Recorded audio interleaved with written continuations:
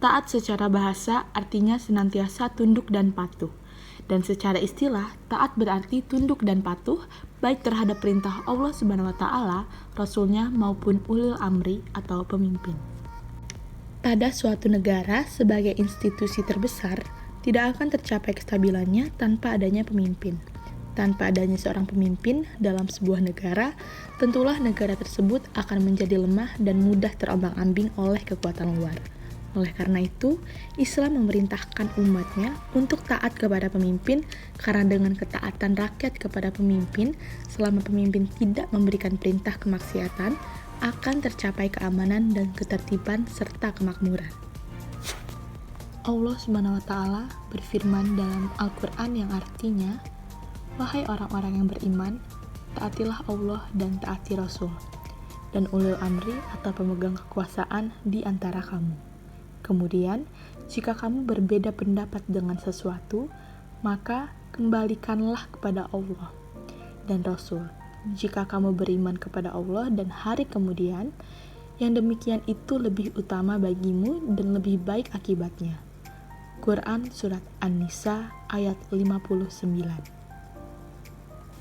Etos berasal dari bahasa Yunani yang berarti sesuatu yang diyakini, cara berbuat, sikap, serta persepsi terhadap nilai bekerja.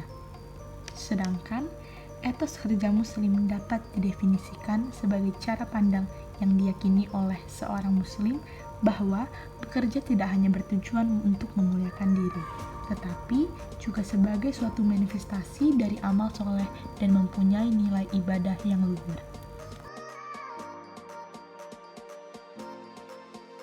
Beberapa ayat Al-Quran yang berbicara mengenai toleransi diantaranya adalah Surah Yunus ayat 40-41 sebagai berikut.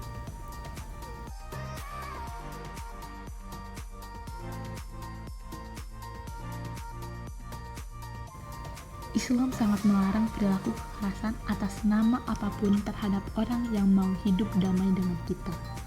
Allah Subhanahu wa taala berfirman dalam surah Al-Maidah ayat 32 sebagai berikut.